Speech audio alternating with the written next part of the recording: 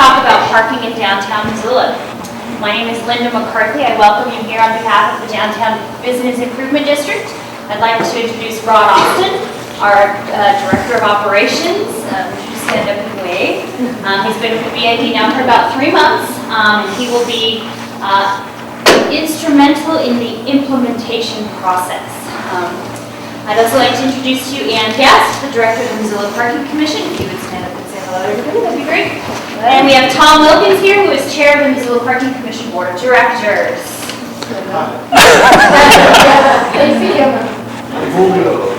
As most of you know, we are in the midst of a visioning process for the future of downtown Missoula. We started this process officially in January with the hiring of Crandall Rambula as our consultants for this project, and we are hoping to be finished with it sometime in October, maybe early November. Tonight, we are here to listen to and engage with Dennis Burns of Carl Walker Incorporated. He has been with Carl Walker for about 25 years. He is vice president there, and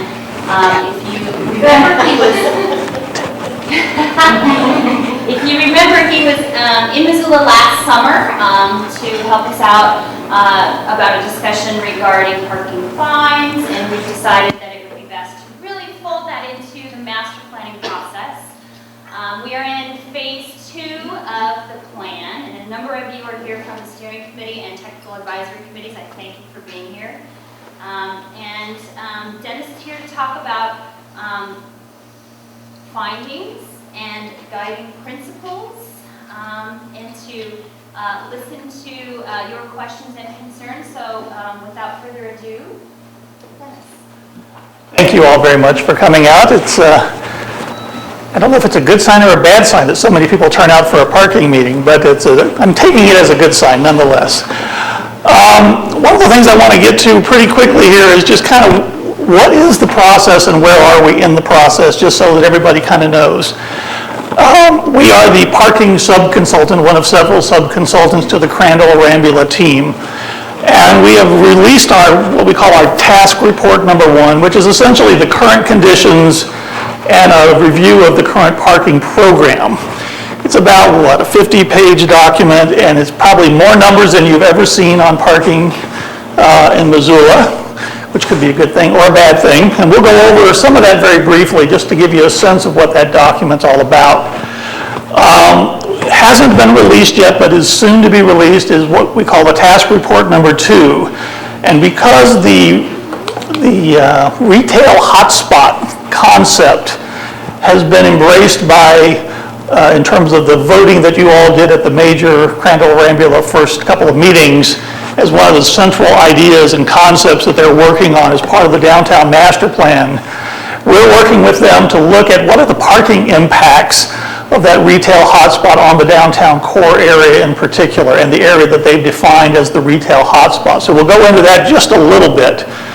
But the main purpose of tonight's meeting is to talk with you about a concept of setting some guiding principles for the future mission and direction of the Missoula Parking Commission. And the real idea here is to sort of set the direction and align the goals and policies of the Parking Commission so that they're aligned with the overall goals of the downtown and the master plan in particular. So in a lot of communities that we work in, especially back east, how many of you have lived back east and have experienced a parking authority? I hate those things. They have evolved to the point where they just exist to keep themselves going and keep their staff employed. And parkers go in, cars go out, we collect money. That's the extent of their mission and vision to some degree.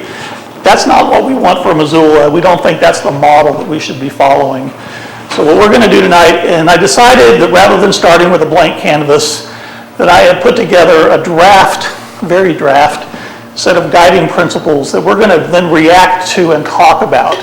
And what I'd like you to do is take this draft, and we're going to, over the course of the evening, Sharon will be taking notes, copious notes, I hope, and we will take down everything that was being said. But the idea is to massage this document and these concepts so that it becomes something that Missoula can call their own.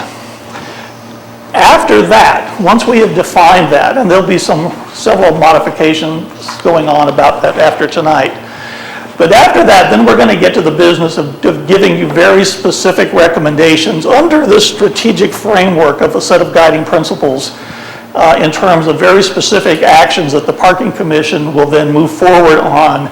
And that parking strategic plan, if you will, should be very much aligned with the downtown master plan. So that's the overview of where we're going tonight. This is the task report number 1 that I mentioned, and basically it covers 2 major areas. One is a supply-demand analysis and current conditions relative to parking, and also a review of the parking program and all of the things that the Parking Commission is currently doing. We'll talk a little bit about that. Just to give you a sense of how we approach this, we divided the downtown parking study area into 5 zones. We called it the downtown core. You can kind of see that, there it is. So that's the biggest area. The East Downtown District, the Front Street Urban Renewal District, the Caras Park District, and then the Hip Strip District across the street. So that's how we're breaking down the overall study area. Everything gets a block number, so all the data that we've collected is done by block, which is going to give you a lot of flexibility. If you want to go back and analyze things in a different way over time, you can just pick out, these 5 blocks and look at the parking demand and supply in that area. So it gives you a lot of flexibility in terms of modeling future analysis if you want to dig deeper. This is the Hip Strip area over here. Just to give you the quick overview, and again, the point of this presentation is not to focus on this part of the study so much, but I did think you'd want to kind of get a sense of what came out of all of that. And it was kind of interesting to me.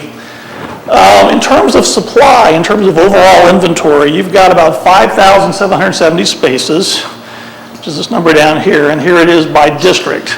So about 45%, 2,580 spaces roughly, are in this district, about 840 in this area, 814 in this area, 465 here, and about 1,072 in the Hip Strip. That's total parking on-street, off-street, public, and private. Looking just at the off-street parking structures and surface parking lots, this is how it breaks down. About 1,700 spaces in this district, 447, 689, 434, and 704. You can see the various percentages there.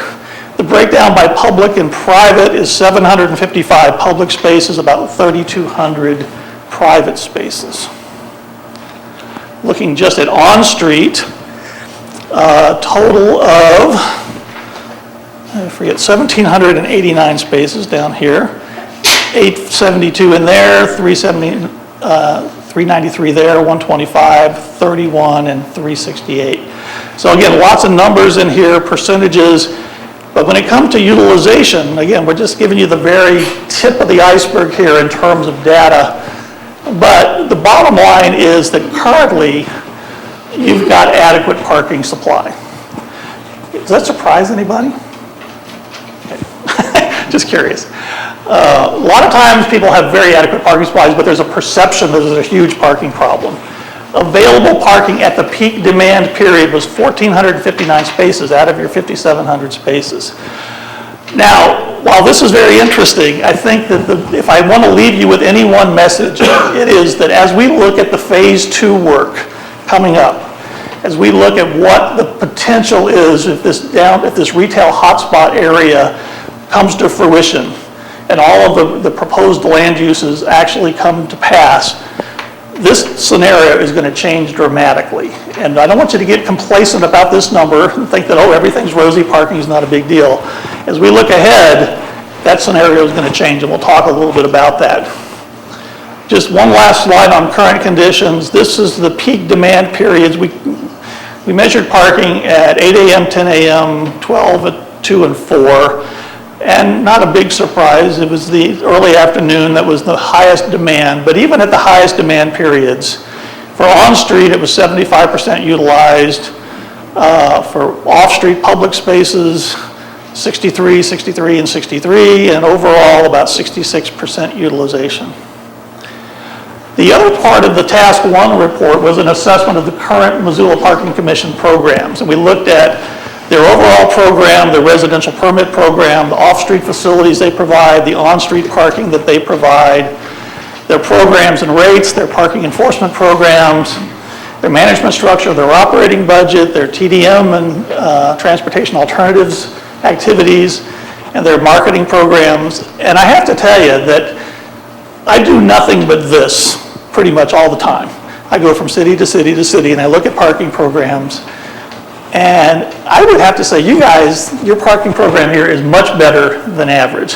In fact, I would say you're probably in the top 25% of any parking program that I've ever seen, and maybe even higher than that. You've actually got a very good parking program. Probably not a perfect parking program, because there is no such thing in my mind, but you're doing a lot of things right, and I could go into a lot more detail on this.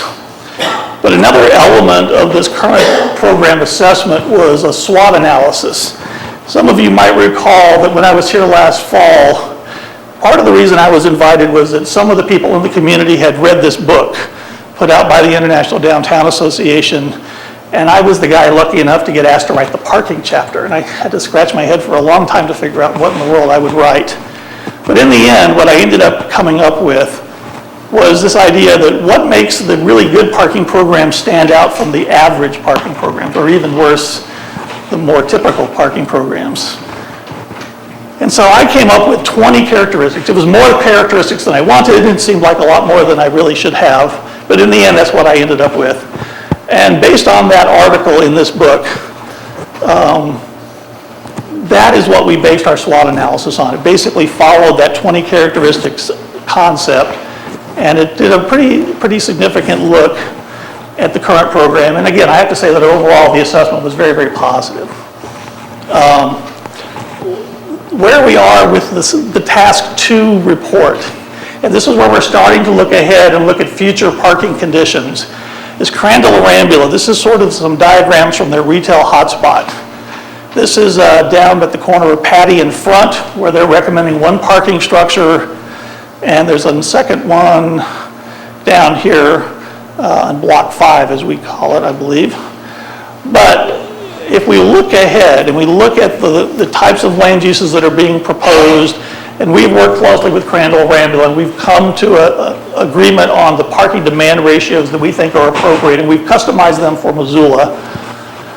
We think that to meet the provide an effective supply, which essentially provides an additional cushion of about 10% spaces on top of the actual demand, that if all of the proposed uses come out, you're looking at a need for about 2,500 more spaces long term. Now, remember, you've got some existing capacity in place.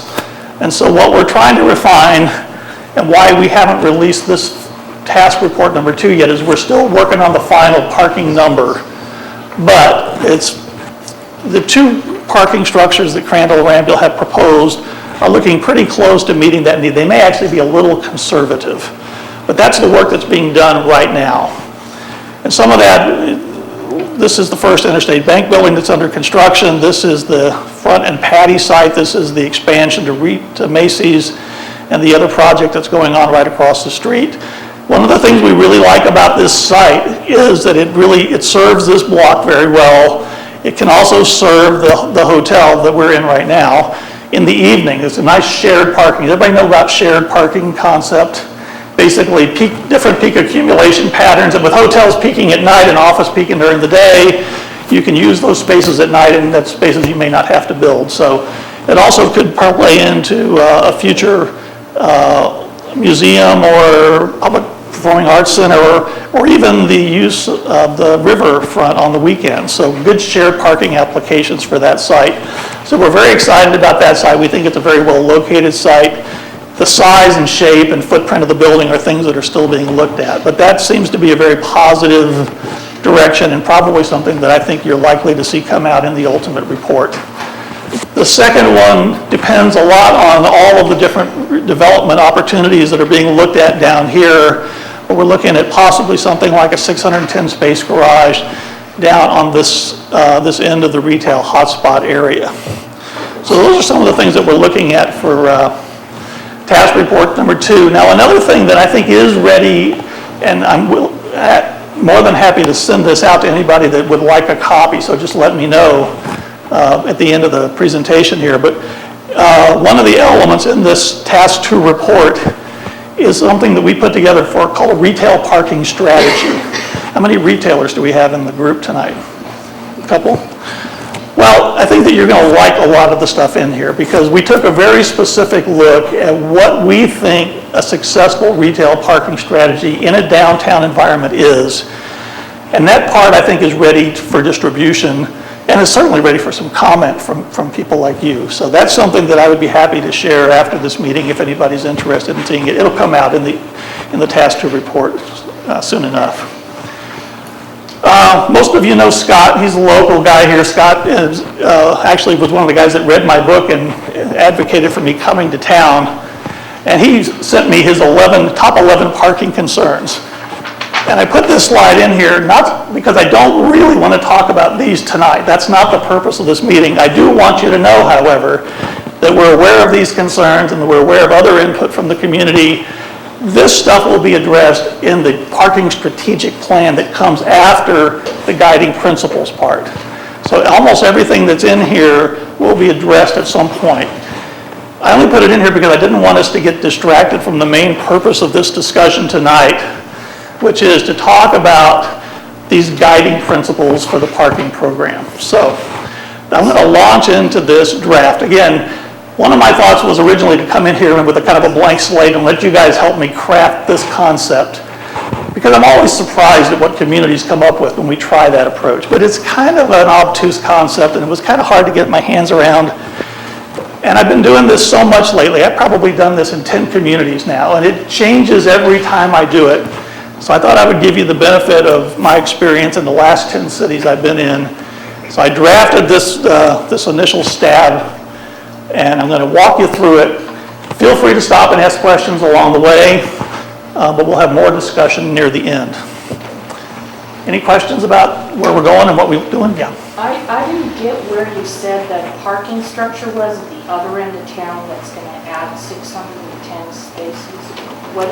Ellen, do you know the street? It's in the front orange. Pardon? Front street in Orange. Front and Orange. Could be the block where Is the... it front by the river? Across the street. Could be the block where KECI and Salvation Army. It could be the block where the... Near the Fox. There's some sensitivity because somebody might own that site right now, and the fact that we're selling their site for developing might be an issue that they haven't heard about yet. So there's some sense, that's one reason why we're not getting too far out ahead of ourselves here. Yeah. But it's in that general area. In that area.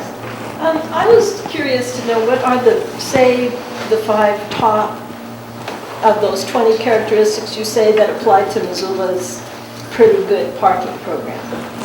20 characteristics. I don't have my bag down here. Well, the 20 characteristics. Just for instance. Organization. I'll start with organization is one issue, and I'll tell you this as the deal with parking system organization is, especially in a municipal environment, and you'd be surprised at how pervasive this is. But over time, at the beginning there was a need for on-street parking. Okay, Public Works handles the streets, fine. You guys in Public Works handle on-street. Oh, we need an enforcement function? PD, you guys, police, you guys handle that enforcement thing. We got money coming in, we got to account for that. Finance, you guys handle the financial part of this.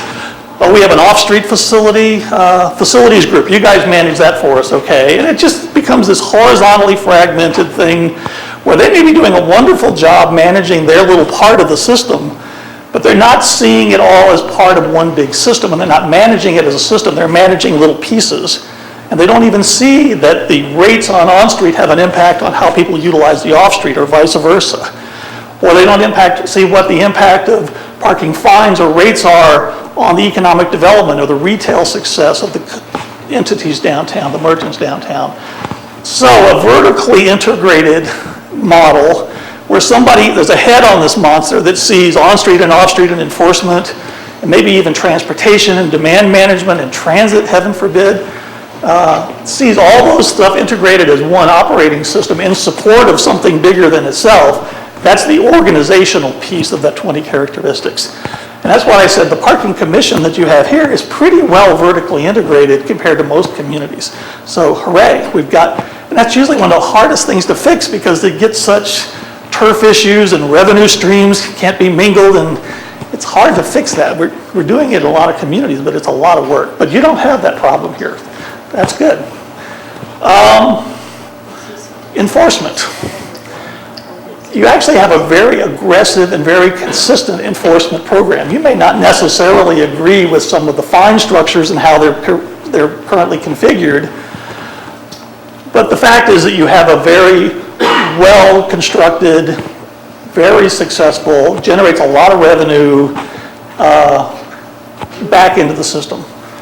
The generation of that revenue that you do have from parking and the rededication of that revenue back into the downtown in a variety of ways is another positive element. Another positive element is they're pretty progressive when they look in terms of their support for things like Mr. TMA, Missoula in Motion, and some of the transportation alternatives. In some places, it's always parking against those organizations. Here, they embrace each other and support each other, even financially.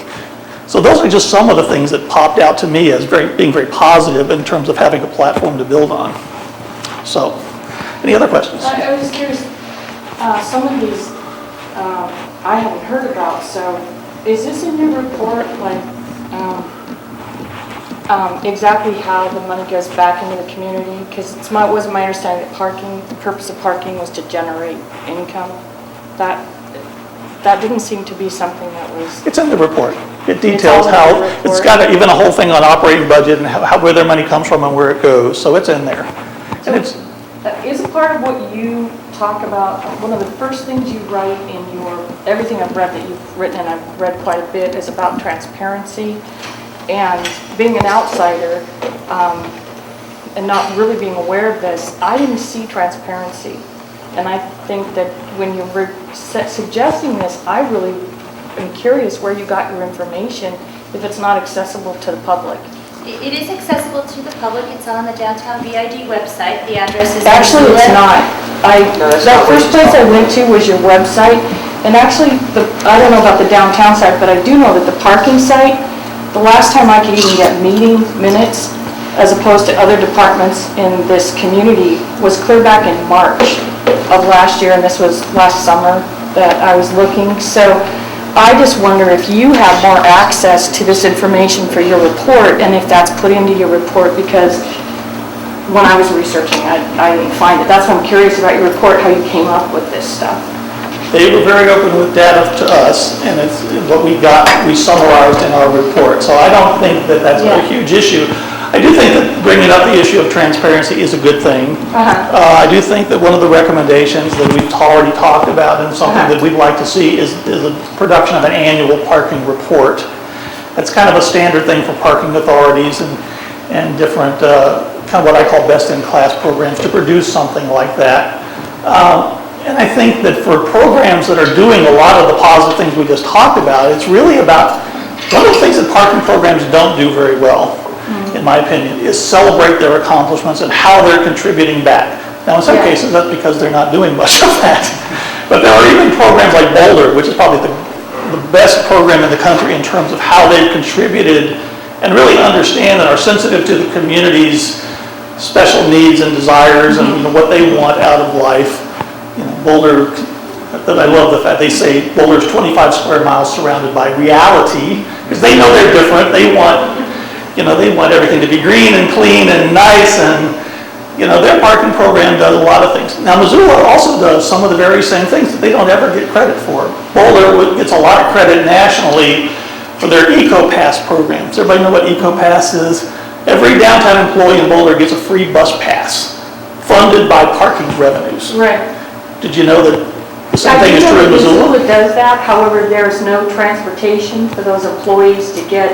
There isn't enough parking in the downtown core area where people work, so they have to park in one of those other areas you've identified, but there's not any transportation from those sites to the downtown area. So that's it.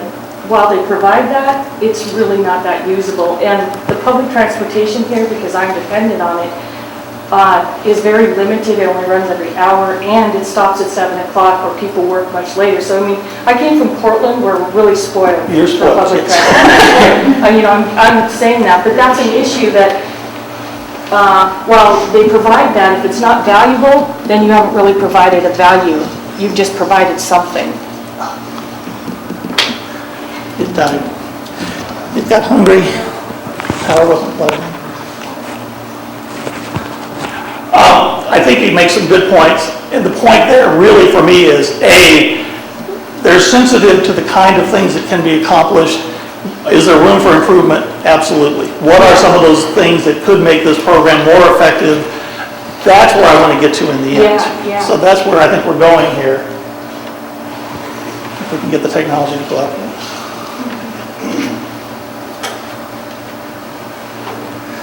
Dun-dun-dun.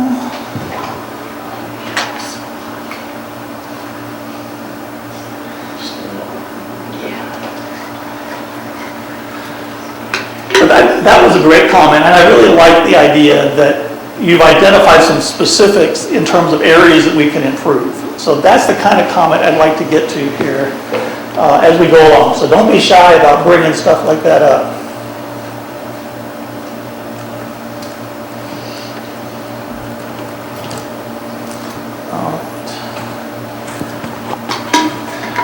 So,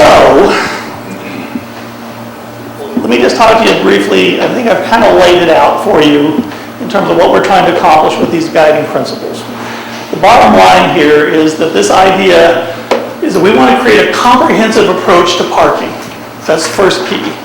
The second key is that we want it to be strategic in nature.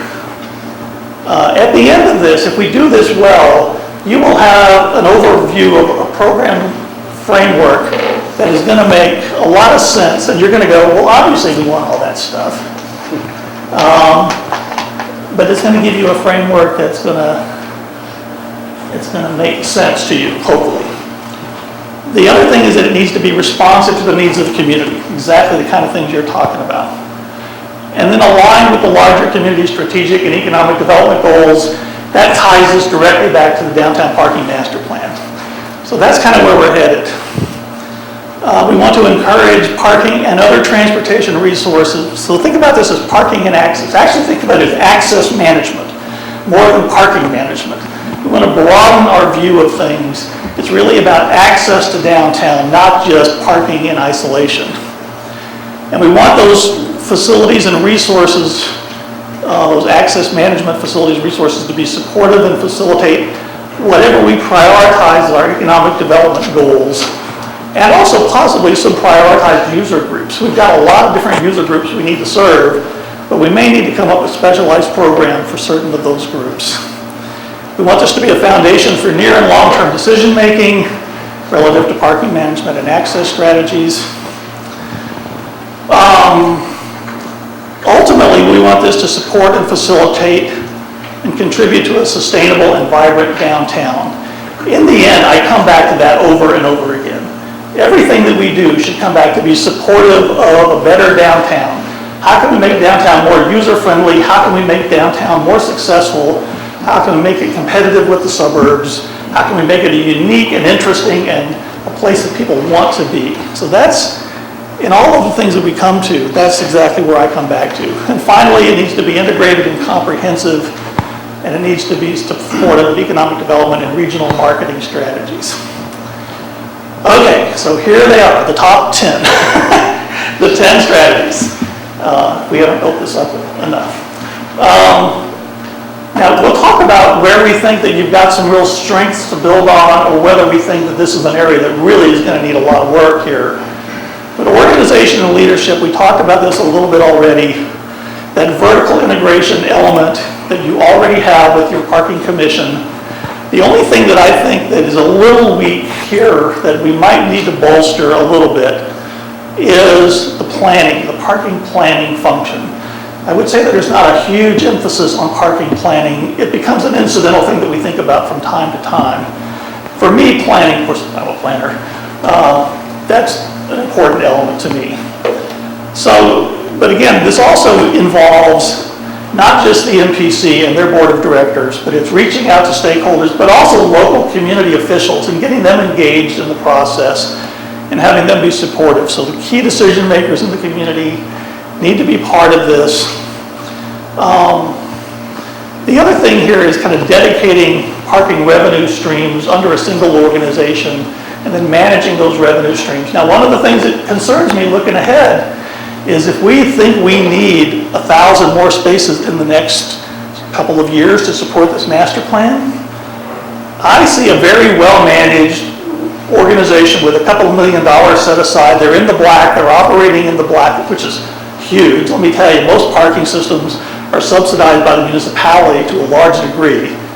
You guys are in the black and you're making a profit and you're dedicating that revenue back in a variety of ways. So you're in pretty good shape. But do you have enough to build 1,000 more parking spaces and structures? I think that's going to be an issue for us to think about as we go forward. What are the alternatives for improving revenue streams for the parking program to support this? You have a funny look on your face.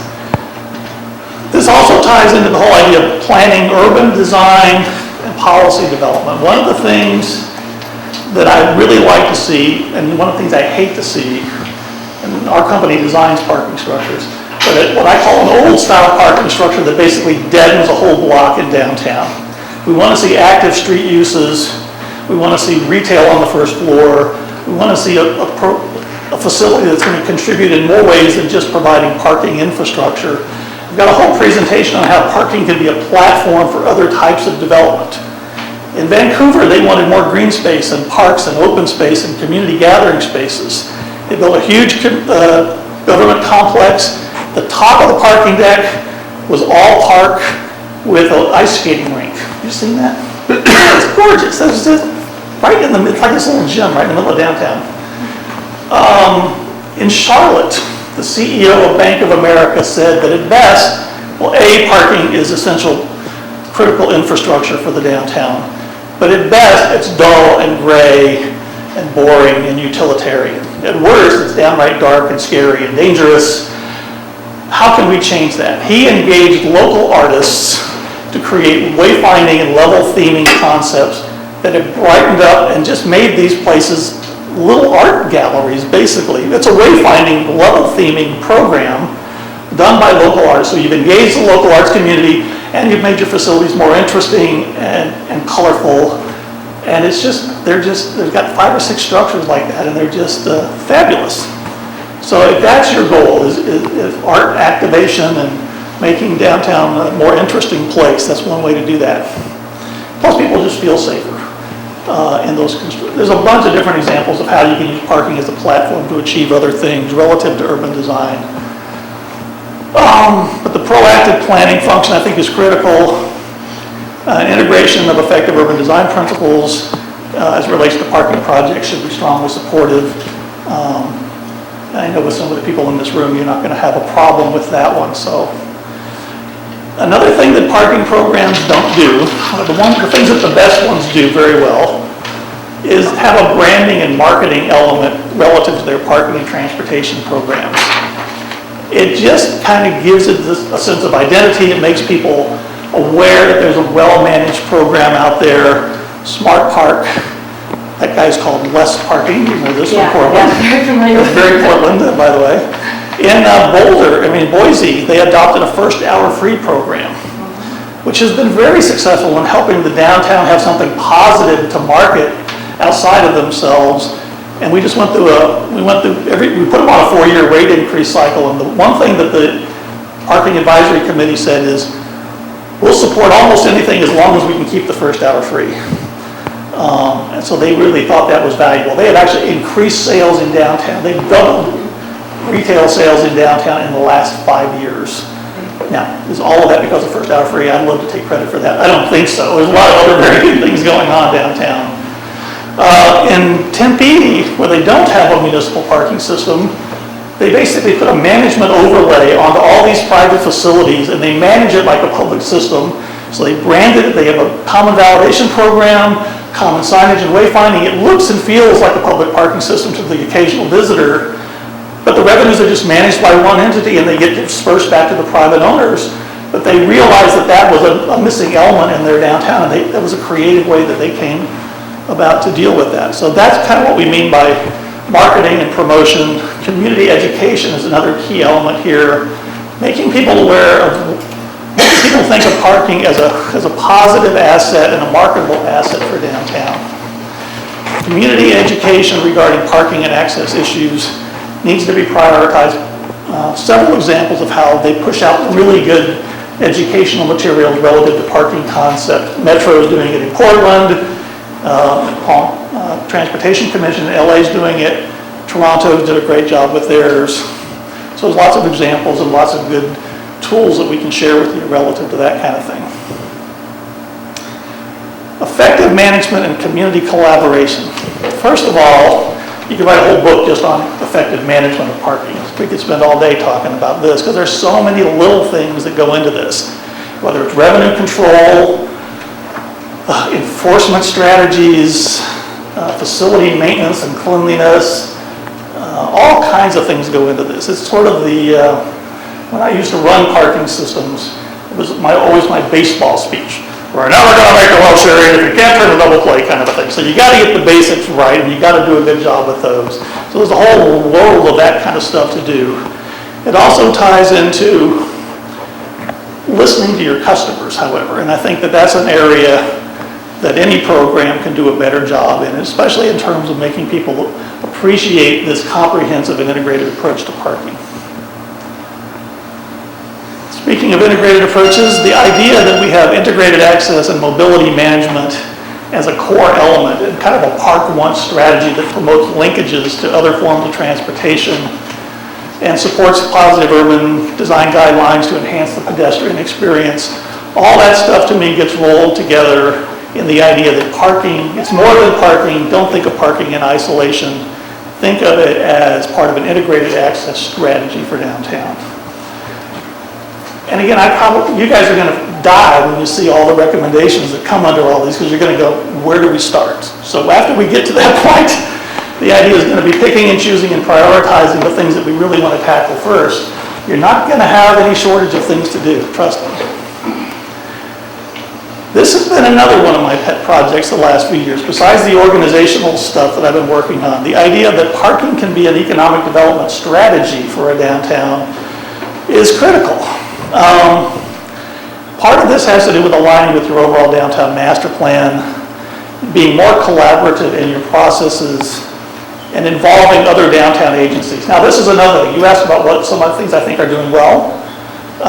The involvement of the Parking Commission with other downtown agencies I think is very strong and very positive. A lot of the things I hear from the MDA and the BID, I mean there seems to be very good collaboration with the MRA. They're very actively involved in everything that's going on. They put up, what, $125,000 towards the downtown master plan project. That is a community investment, in my mind, that, how many people knew that? I mean, Who put up the money?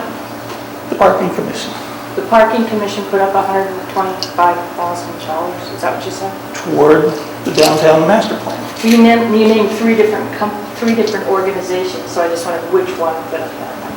I think the others contributed as well. So all of them are contributing to this larger downtown master plan. But the idea that your parking program contributed to that in a very significant way, I mean, this... Well, isn't the parking program actually public money that is being redistributed for that plan? Isn't that actually what that is? Because but it's not through their board. Their board has discretion on how they spend their revenues. Their board is a subset of the city of Missoula, yes. Right, so it was actually just public money that's being redistributed for this plan? I mean, I'm trying to understand. It's not tax dollars, it's parking revenue. I didn't say tax dollars, I said public money, as in people, the money is that people pay for parking is sent to the city, and the city just redistributed that money that was put in there back out to the public. I'm just trying to understand. I think your parking commission is governed by a board of directors. The board of directors makes decisions on how they want to spend the revenues that they have at their disposal. And that's one of the things they chose to do. Did I characterize that correctly? If I could jump in, it's very similar to the MRA and the BID. There's board of directors. Could you not use acronyms and could you use actual words? Because sure. Missoula Redevelopment Agency, yeah. Missoula Parking Commission, and the Business Improvement District are all semi-public entities or component units of government, but all have boards of directors who have certain constraints about how they can spend their revenues. And and the Parking Commission Board made a decision to support this financially. The Redevelopment Agency Board made a decision to support this financially, and the BID, Business Improvement District Board, did the same thing. How many people think that was a good investment on the MPC's part? I think it's a great investment. I think without that investment, you're doing things in a vacuum and you're not doing things in a coordinated way. Now where we are is thinking about parking revenues and NPC revenues and how they can be aligned to support this larger community goal that is, how many people came to the first couple of meetings? 300 people plus come to the Grandula meetings. Very much community engaged, very much community consensus around where we're going as a community. And a lot of that came about because these agencies chose to spend their revenues that way. They could have said, I'm going to sock this away into a maintenance reserve. We're going to sock this away into a future capital program. But they saw the value in this master planning effort. It was one of the things that they invested in. I think that's a great thing. I think it's one of the ways you can help use parking to be a community economic development stimulator. But there are a lot of other ways. You can look at a first hour free program as throwing away revenue, if you want to take that view. Or you can say, yes, this is money that we're not going to get, but it's going to go towards making downtown more successful. It's going to generate more tax revenues. Now, you don't have sales tax here. That takes a big argument away from that. But in communities where you have that, but still, making downtown a more vital and alive and successful and marketable place, you look at that and you have to weigh it. Is that an investment that we want to make, that we support? Well, that's what the board of directors, that's their job to make those kind of decisions. And when they make those kinds of decisions, they're contributing to the success of the local economy and the downtown in particular. This is one, you'd ask about where I think we might have some room to improve. Now, they know this. They've actually been playing a game, not a game, but they've been strategically waiting for the technology to get to a point where they're comfortable. But leveraging technology in support of being more efficient and effective in the delivery of their services, but also potentially to increase revenues, but also to do things like support a better downtown streetscape, a better urban design, by maybe possibly, there's an argument that taking single space meters off the street and replacing them with multi-space meters declutters the streetscape, and it's a positive thing. Portland did that. Some people don't like it. You have to walk to the meter and walk back. Too inconvenient. I like it the way it is. Well, there are new meters that you can swap out the heads of the single space meters and still get the ability to pay by credit card, which makes downtown more easy to use and more visitor friendly. You don't have to have change in your pocket, all that kind of stuff. I'm just curious, I know in Portland, when you pay for parking, you take it with you. Do these meters also allow for that? I mean, you don't pay for parking every time you park. You pay for parking until your time is up. There's a couple of different models. There's one called pay by space, where you put in the space number and you pay for that space number. You don't have to walk back to your car and display your little receipt. That's called pay and display. There's another one that Portland has, which is called pay and display. You walk to the meter, you pay, you get a little receipt, you pay for 2 hours, time, whatever. You walk back to your car, you put the receipt in your car, and then after an hour, you want to drive 3 blocks or 4 blocks and park in front of another store, as long as it's in the same district. That receipt is still valid. So that portability that she's talking about is a very positive feature. So those are the 2 basic options, and pay and display, the second one, has gained the majority of the market share these days. The other interesting thing is that parking revenues tend to go up by about 35% when you switch to this system, because I'm not having to find change. I'm paying with plastic, and it's not like real money anyway. And they're really smart. They're putting this big pay the max. I don't want to worry about getting a ticket. Pop, you hit a button, and it's easy, and you're gone, and you get a receipt anyway. So, I mean, it can be a way to not only make downtown more user-friendly, but generate more parking revenue for the downtown for additional reinvestment. Lots of potential there, lots of different ways of potential. You actually have some very progressive stuff going on here. They actually developed their own pay-by-license plate, a third model. So you don't have to mark the space, you don't have to walk back to your car, you can pay just by entering your license plate number. I thought that was very creative and innovative. They actually came up with that because they thought it was the best solution for their lots and the configuration of their lots. Who does that? Huh? Who does that? You guys do. You pay by license plate? Missoula Parking Commission, Karis Park and in the Bank Street structure. out of nowhere. Okay, customer service. I don't think that any system can afford to ignore the idea of good customer service. And I think that parking systems are notorious for bad customer service. Yes, sir. Just need to interrupt you for a second because I'm following a couple of ideas through in the different categories. Yep. The first one, I forget the category, but then you had economic development and There's going to be a summary slide with all of them at one time up there, so we'll come back, we'll end on that. But what interests me is the combined use of structures. yes. And your example of the ice skating rink. I mean, most of our open space in the downtown is in asphalt parking areas. And if we think of it as open space, maybe we do some other things with it. We have done a little bit of that, like with the hanging baskets. Yes. And other aspects that it begins to open up possibilities of some creative use that can generate revenue to change the appearance, make it more user-friendly. Yep. And what I'm leading to is that with that different way of looking at the use of parking structures is one of the ingredients, the possibility that 25, 30 years from now, we won't have automobiles to park there. Right. And do we have, are the structures designed in some fundamental way to accommodate flexible uses into the future?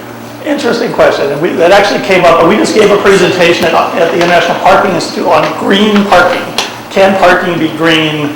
If so, how and why, and what are some of the strategies? One of the things that got brought up at that point was the idea that if in the future, could we design parking structures so that they're not all sloped floors? I don't know how many people know this. How many people have been on top of a parking structure for a fireworks display? Good. Whoa. Parking structures are designed 50 pounds per square foot. An automobile's got broader distribution of weight. Believe it or not, it takes less than people loading. If you load that thing up full of people, like an office building, it's not designed to hold that. So that's why we don't want to see assemblies on top of parking structures for roof parties and 4th of July. But you could design them with exterior ramps or with helical ramps or with elevators now, and have flat floors so that they could over time be converted to other uses if the dominance of the automobile ever goes away. So that was actually one of the strategies that came out of that thinking. Green roofs are another one. Putting parks on the top. Now that's, you look at $20,000 a space, $15,000, $20,000 a space, and how many spaces? 100 spaces on the top of a deck. That's a pretty significant investment in a green roof, not to mention everything that goes on top of there. But if that's what the community values, it's something that can be done. It doesn't have to be the whole roof. You can even say we've got, I don't know, 100,000 square feet of land. Half of that footprint could be a parking structure. The other half could be a pocket park because you're using more efficient use of the land. I mean, if there are things, if that's what the community wants to prioritize, those are lots of interesting things that can be done to follow up on those ideas. So, I mean, I think it's worth pursuing, and it's kind of where we're coming back to here is, what are the things that Missoula values? What are the ideas you'd like us to think about?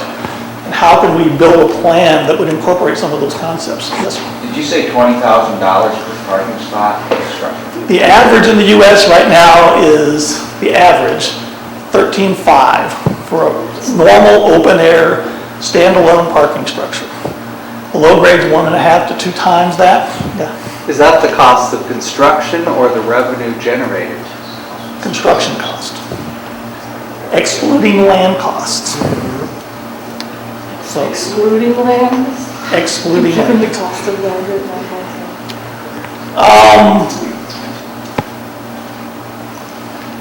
There was a program in Toledo, Ohio, where they have a small parking authority. They have 3 parking structures. A lot of private parking operators in town. The majority of the spaces by far are private parking operators. This little Toledo downtown parking authority did such a fabulous job of changing the landscape of parking by painting the interior of their facilities, taking all their cashiers and putting them through customer service training. Everybody was in uniforms. Facilities were immaculately clean. They improved the lighting. It basically embarrassed the other operators to the point that everybody improved their operations sort of the high tide rises all boats phenomenon, if you will.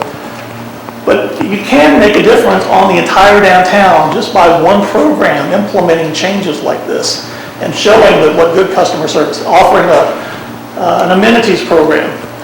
If you lock your car, your keys in your car, we'll help you. If you have a flat tire, we'll get you some assistance. If you can't find your car, we'll help you find your car. It doesn't cost that much.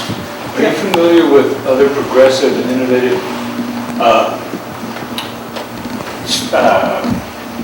programs or facilities outside of the U.S., in other countries, maybe that other countries that may not think the same way we do and may have something to offer that we might integrate? I'm co-presenting with a group from Amsterdam called Park Mobile.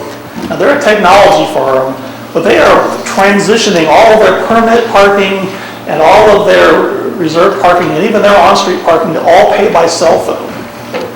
Everybody's got a cell phone these days. Anybody not have a cell phone in your pocket?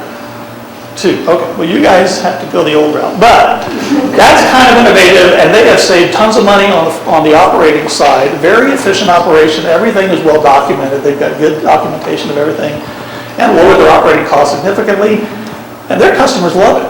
Anything about the look in terms of how they conceptualize these parking lot spaces? My favorite is a mechanical parking structure. In downtown, where is that one? I collect Pez dispensers. And they have a parking deck that looks just like a giant Pez dispenser. It's clear from the outside, you can see the cars stacked up. It's just the coolest thing. But what it did was it fit in this little narrow slit right between 2 old buildings. It wasn't big enough to do much with except put maybe a retail store in there, but not even much for that. They were actually able to squeeze a parking structure that fit 24 vehicles in there. But it's really cool looking. It's not dysfunctional, but it actually provided some needed space, and it's really good for residential because it's very secure. Once you pull in, you're pretty much in a secure environment, and it served the condo development right behind. So there's lots of interesting concepts out there. I think the aspect of security that is critical in Missoula, and because particularly with the women that I've come to know over the past year, the parking lots are not attended after 5 o'clock, yet people park, especially people who work downtown, and that has a lot to do with why those structures are not utilized as much as they could be, because they're not well lit. Many of them don't have actual working cameras in them for security, and they're not attended, so women do not feel safe parking in those structures. If that's an issue, we need to bring that out, because safety and security is always a big issue with parking. There are lots of things I would recommend. I'm frankly not a big camera fan, just so you know. And I've seen a very marked decrease in the use of cameras, largely because it creates more liability than it creates safety if you're not going to monitor it 24/7.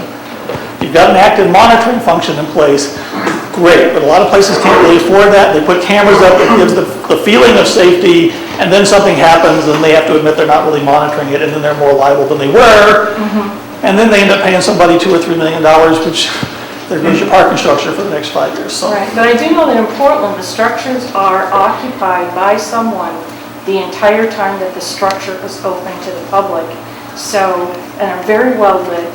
So you feel that if you scream, someone's going to hear you, and you're going to get some kind of aid. I think it's more if you're in there alone and you're by yourself, you probably better think about why you're in there alone and by yourself. But if the downtown is active and alive and I'm there's not more... quite sure, could you clarify that Yeah. statement? What the hell are you talking about here? If you're a woman and you're parking and you're the only person on a level, and you think it's dark and scary and you're in there by yourself, Yeah. What the heck are you doing in there? Are you What's a man doing in suggesting- there? That's really not a fair response. You have some personal That's a very responsibility. sexist response. No, I mean anybody. Anybody can be attacked. Also, if you work late at night and you park your car there, and part of the problem here is that there isn't a lot of parking downtown for these employees, and you're suggesting that more employees should park in these locations, but you're not providing the security that they need when they get off work, then you're going to blame the employee who parked in the structure you're suggesting because you didn't provide security or lighting, that doesn't seem appropriate. I'm suggesting that you need to have appropriate security for the type of use and the environment that you have. But if you find yourself parking in a place that you think is dark and scary, Right. think twice before you get out of that car. I mean, it may not be your, you I'm may not be your only suggesting option. you're getting out of the car. I'm suggesting you've worked all day, you go back to your parking, and there is no parking attendant in this space. Now, if I were downtown in Portland, and I had parked downtown, because I used to drive till I was in a car accident, I could get the attendant to walk me to my vehicle because there would be an attendant there. There are not attendants in That's the kind of program I'm facilities. suggesting. Or just understanding that you've got a number of employees that are restaurant employees that are walking back to their car at 11 o'clock at night with a pocket full of tips. Maybe we should develop a program to be sensitive to that situation. Exactly, that's what So I'm being suggesting. aware of what your customers' needs are and being responsive, customer responsiveness with programs to address those things Right. is the kind of thing I'm suggesting. Right. I personally, Because it didn't sound quite right coming Okay. out the first time. but I do think that there are a lot of times that people get in trouble because they do things that look, in retrospect, probably wasn't the smartest. So there is some element of personal responsibility there. This was the responsiveness to community needs, openness to fresh ideas, the things that we just were talking about in terms of understanding what your customers really need and what they, and can we develop a program to be responsive to those kind of things. Sustainability, everybody's getting on the green bandwagon these days, but I think it's really a good thing, and I'm glad to see this happening. The bike stations, everybody familiar with bike stations? It's a concept, it's a bike concierge kind of concept. Flex cars, car sharing programs, the parking program, getting them to come to town is not always the easiest thing, but I think that in a town like Missoula, I think we could probably make it happen. Having parking facilities that are LEED certified, just looking at the types of, even if we build a surface parking lot, doing pervious concrete rather than impervious surfaces can be an example of how we can do some things differently. Yeah. Would you say a little bit about the bike station? I never heard of that. Bike station is basically a concept where they will come in and you can go in and rent bikes for a period of time and take it out and bring it back over time. If you have an expensive bike, they have a bike locker that basically they take care of it for you. They'll even service it for you. But you can store it downtown. You don't have to worry about having it everywhere you go. So it's really an interesting, they got a whole range of services that they provide, but it's a concept that's really getting around in a lot of major downtown cities.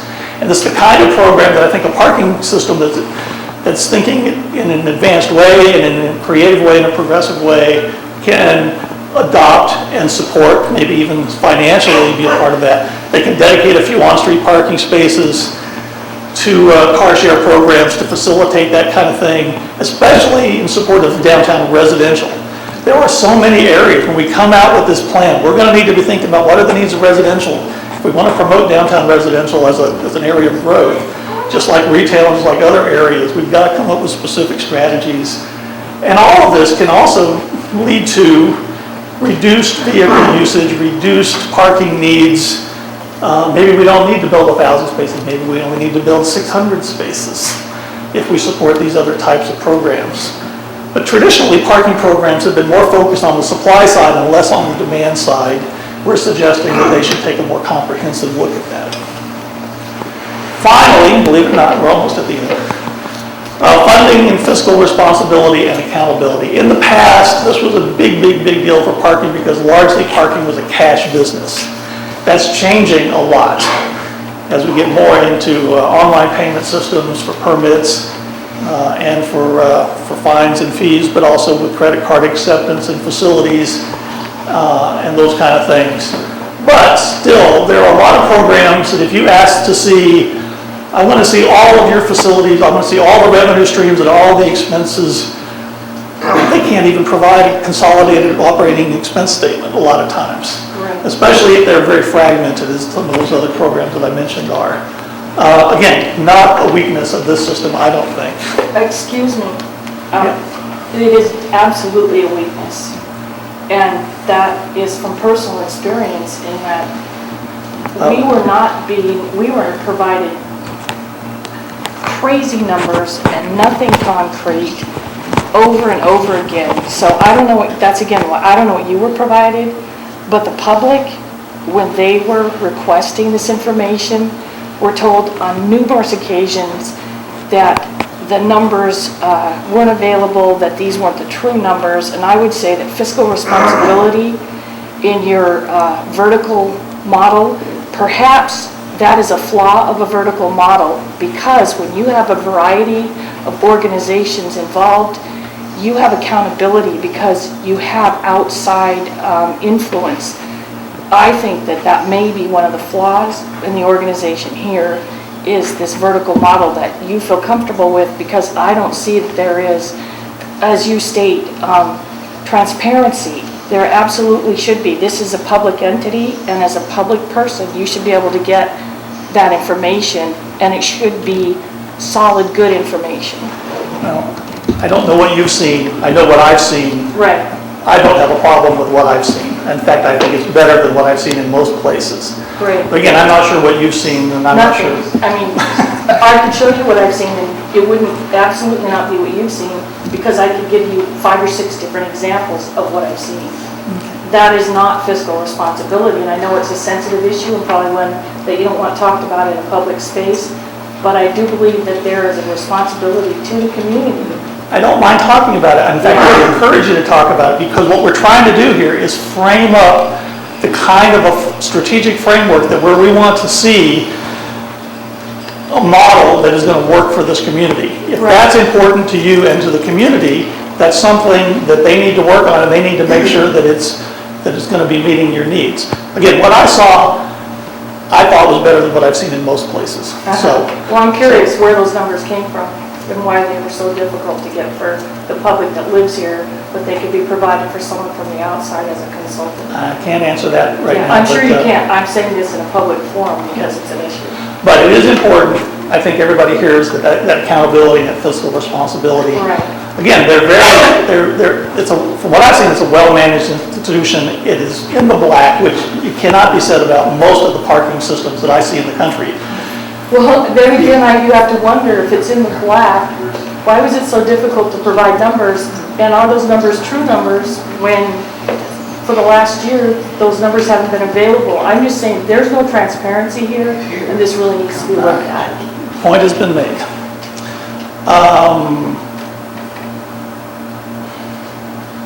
We talked about an annual parking report that we're recommending.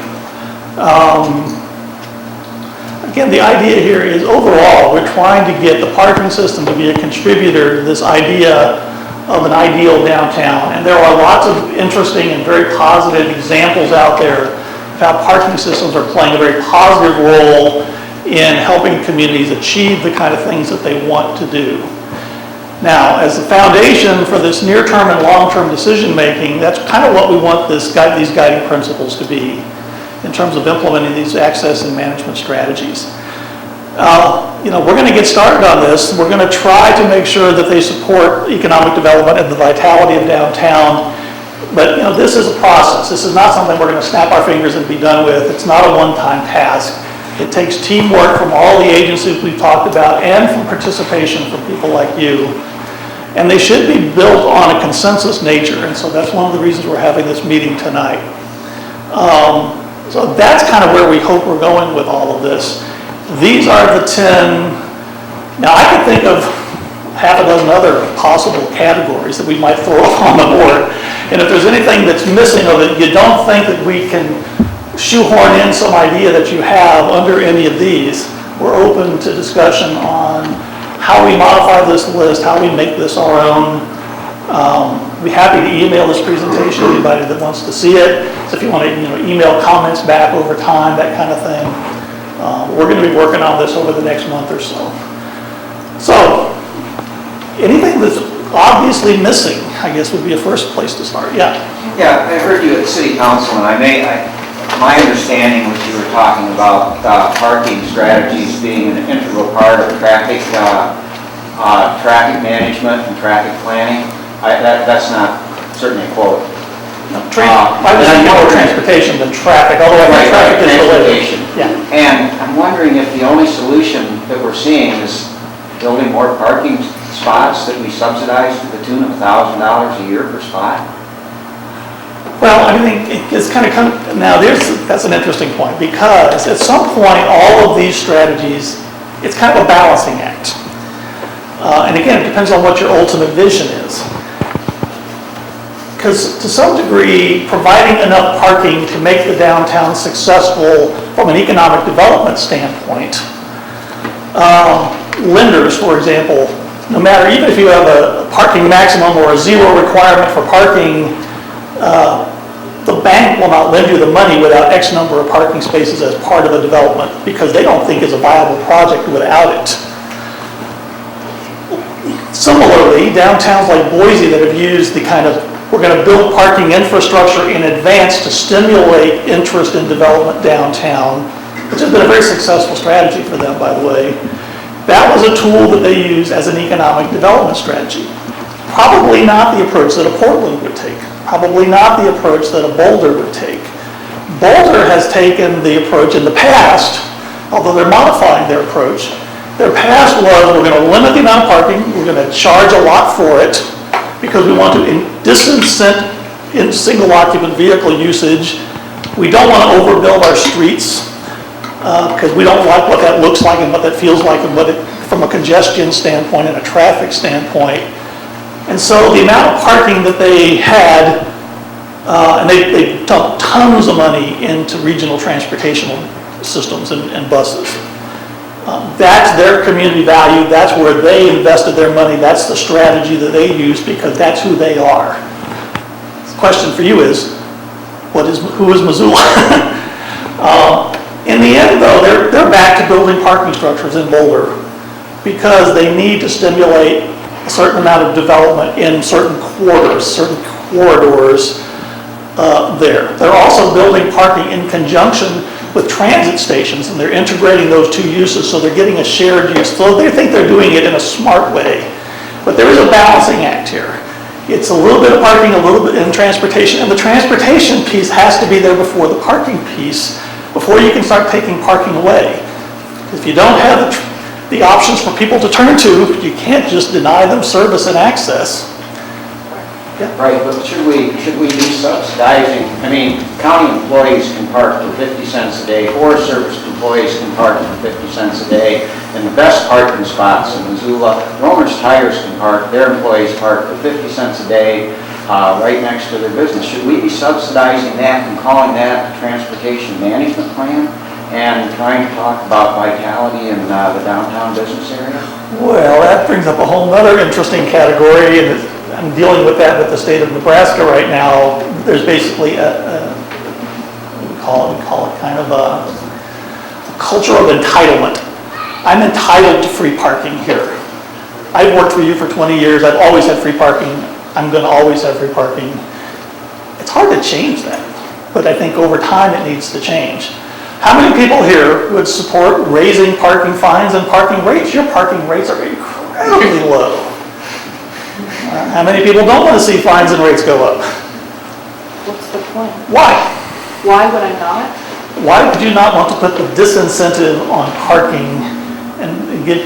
I don't agree with your concept that the purpose of parking is to generate income. I don't agree with that basic concept. When did I ever say that? Well, because you're excited about the amount of money that's generated by the parking, and I think that the purpose of the parking management should be to generate income for the downtown area. And I don't think that charging people more money for parking, particularly the way that it's structured right now and the suggestions that have been made, I'm not interested in a punitive behavior, a punitive idea about parking. I think that you should create an environment that encourages people to move on, not one that's punitive, and that's your only approach to it. Well, there is no such thing as free parking. Somebody's paying for it somewhere. If people have to pay... No, you didn't say free. You said should the cost go up for the fines. No, I don't agree the cost should go up for fines. I agree that the cost is very low for the actual parking, and perhaps that could go up. But no, I don't agree with going, and the structures that were presented were absolutely ridiculous in the amount over a short period of time, and then like double indemnity.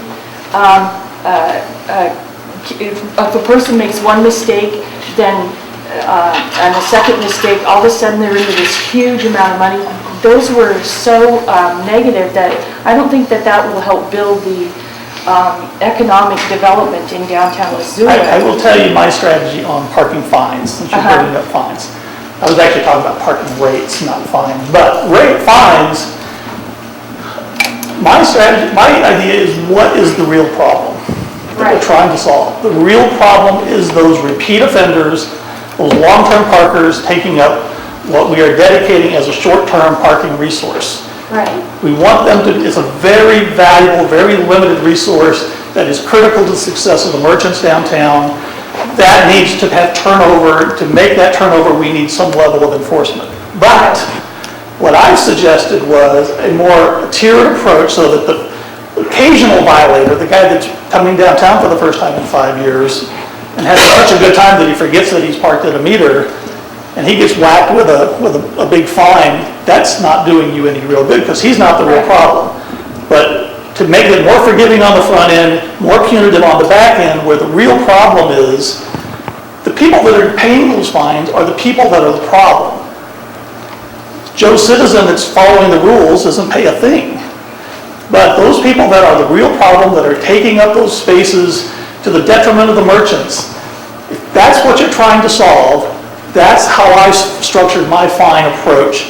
And I think that that's a very valid approach. Now, it's a rotating thing so that if you've been good for a certain period of time, you kind of drop back to the beginning and it's a little forgiving that way. But that's the approach that I recommended. But this, what you're, it doesn't address the overall issue, which is transportation is a problem. Just getting to downtown, transportation is a problem. Getting from parking that's on the peripheral of the city into the city, that may be part of the reason why people are parking downtown. And if the people that are parking downtown on a regular basis can afford to pay your fine, where is the, from my understanding, some of those people that do park on a regular basis can afford to pay that fine, so there's no incentive. If they can afford to pay it, then the fines are too low. Right. Dennis, where would you put parking demand management in your strategies here? That sustainability? It's either sustainability, but mostly it's integrated access and mobility. Mobility management for me is another word for transportation. Right. It's a central pillar. Does your or your restructuring of this downtown overall view, does it include the restructuring of the public transportation funding sources? Because I've talked with a lot of the bus drivers and a lot of the different people in this area because they have such a poor system here. And they said that the reason is because the funding, the way it's funded, doesn't allow for them to have more buses, to have them for longer hours, to have them more than once every hour, and to, so. I think that's a very valid point. Now, there's two systems. Can't think of where the second, I just heard about the second one today, but there's one system that I know of that I've personally evaluated where on-street, off-street, and parking enforcement and transit were all in the same agency. Now that is a real vertical integration. And that was the little town of Rochester, Minnesota, where the Mayo Clinic is. A great little program. It was funny, they were scared to death to have me come to town because they were afraid of what I was going to say, but I said nothing but wonderful things about them because I thought they were doing great.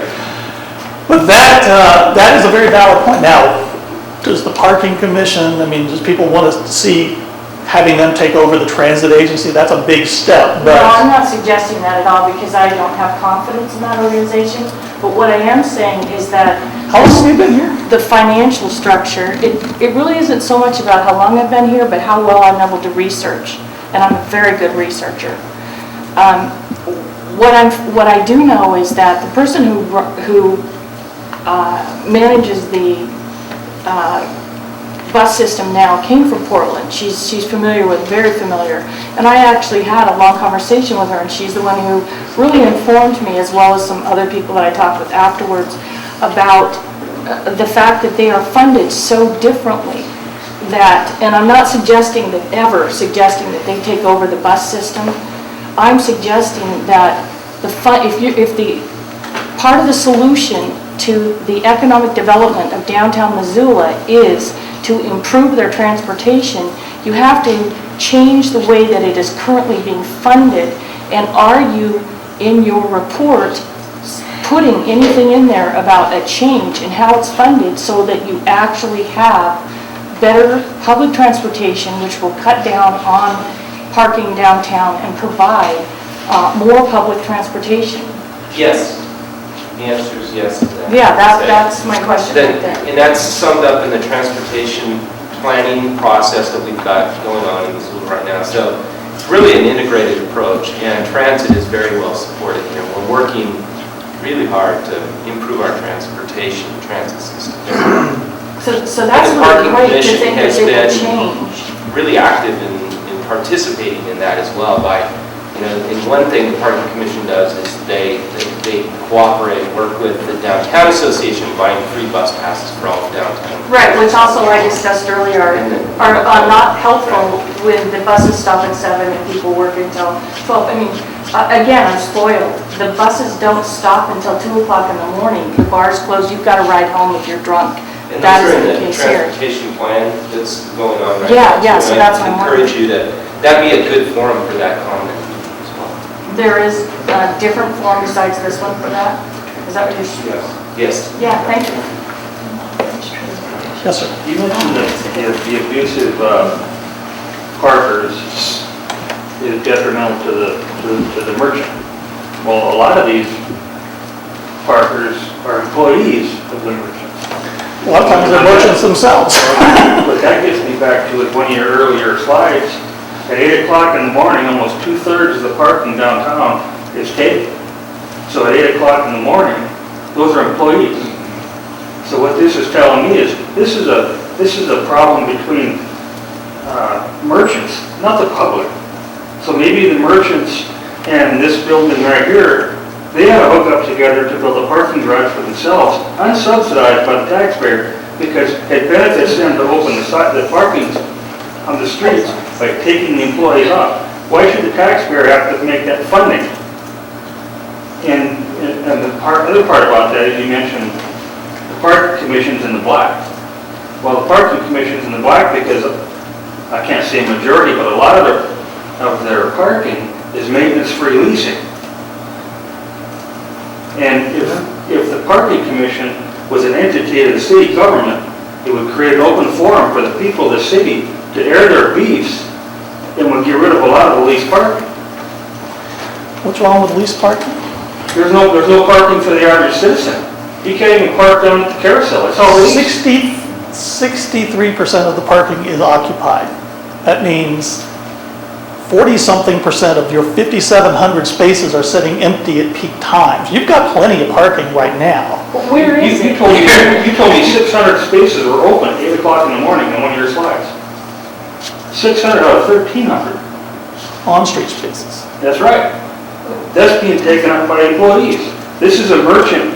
Which is why they have an enforcement program that is trying to address it. It's public space. They can't stand out there and say, you can't park here because I know who you are. They can say, you can park here according to the rules that are posted. If you violate those rules, we're going to give you a citation, which is what they do. That's the way it works. Right, you said it, you just said yourself that it's public space. But that money you're saying is parking revenue. It's not tax money. So actually, in reality, when you put that further in, it's tax money. It's a user fee. Yeah, it's a roundabout way of saying tax money. So that's where it comes back to where the parking commission should be an entity of the city. It is an entity of the city. No, it isn't. No, it is not. Quasi-entity. Okay, maybe it doesn't So operate. I can go to the city government with complaints about the parking commission. Yeah, it's quasi. Why don't you go to the parking commission? The revenue doesn't go back to the city. That's what I'm getting at. The revenue from the parking commission does not go back to the city. It goes to the parking commission, which is an entity set up by the city. That's exactly what I mean. It needs to be part of the city government. And the revenue. It's It's just one way of organizing it so that you have an effective management of a very complex and broad-based support It's system. not complex, it's parking meters and parking. It's more complex than you would give it credit for. It's not Trust that me. complicated. It's more complicated than you would give it credit for. Dennis, could we hear a few of your suggestions for what your top few recommendations would be as you see things currently? Sure.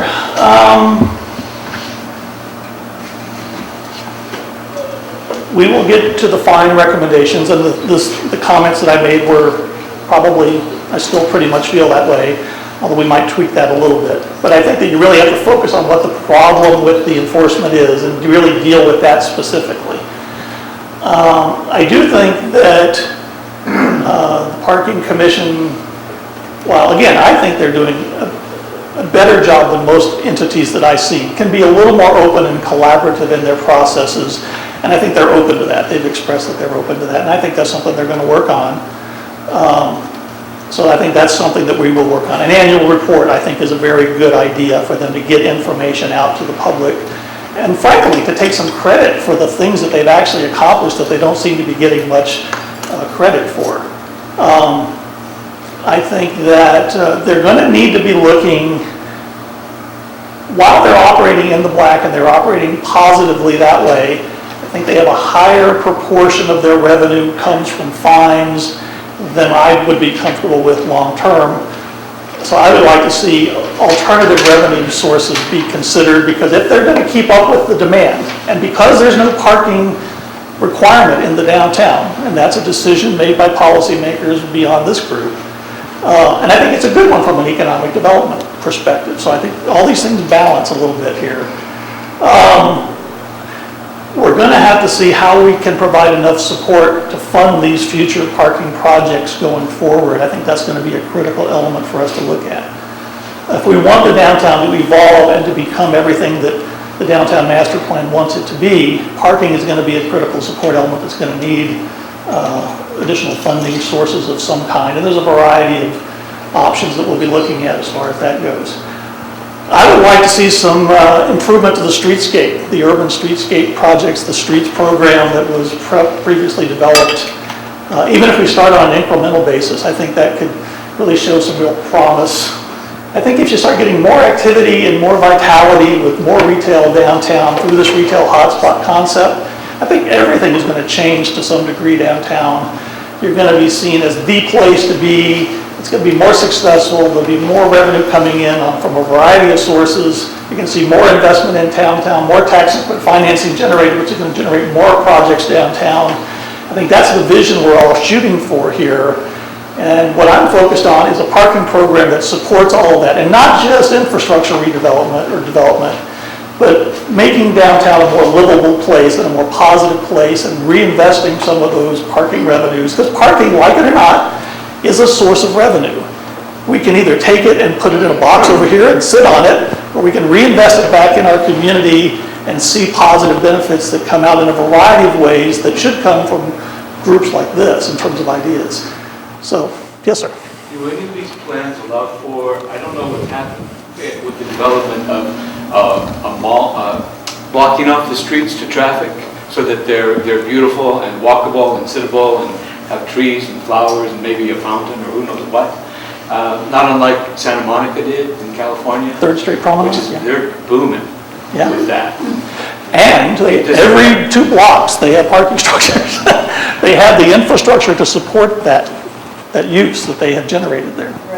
So do any of your plans take into consideration for that, or has the city voted down that proposal? That's more in the Crandall Rambulus. I'm not really sure where they are on that. I know they're very much in favor of those kind of concepts. They're very much in favor of creating a downtown living room kind of concept. They being Missoula? They're the master plan consultants for Missoula, yeah. They're the ones we're all reporting to. They're the lead firm. We're the sub firms to them. So they're the ones working on those concepts. And I just don't know what they are, but I'm sure there's something in there. Those were some of the concepts they presented in their first meeting, if I'm not mistaken, weren't they, Ellen? So one of the things they were talking about is those types of environments where they close down the street and create that walking mall. And that was indeed a fad, if you will, and you're welcome to address this if you'd like, Brent. Brent is also one of the sub-consultants. He works for WGM Group here locally. There are 5 sub-consultants. Crandall Arambula is the lead consultant out of Portland. What they've talked about is a lot of communities are pulling those out, recognizing that businesses on that pedestrian plaza that cars can't access aren't doing as well. I think they said there was a handful left in the United States. 2 that I know of, yeah. Charlottesville, Virginia. And Helen is And one of them, three, and it's been Boulder's still got it. recommended to pull it out. And in fact, in their slideshow, they show before and after pictures with the communities standing in front of their mall after they removed it. So what you're talking about is a really good thing in creating the streetscape. We do it a little differently. We understand now that access, circulation, and parking are an integral part of that. The 3rd Street Promenade works really well, and I've been there and think it's fantastic because the parking accessibility Dennis is talking about, but also the intensity of land use that we don't have here. I mean, that is an incredibly intense. They even have a traditional mall anchoring one end of it in addition to the... And probably, 300 to 300,000 residents living within walking distance of that promenade plus the tourists and visitors. So it's a really different environment. Another interesting thought. Now, this is kind of interesting. In the last 10 years, downtowns have seen a resurgence that they haven't seen in decades and decades and decades. You might remember back in the 70s, the suburban malls were the thing. And it was sort of the urban flight to the suburbs and all that kind of stuff, and everybody was going to the malls. There is only one enclosed mall being built in the country right now.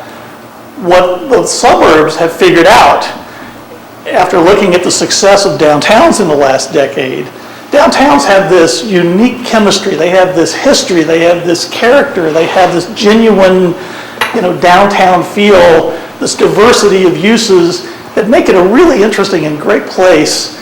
And so what are the suburbs doing? What are the mall developers doing?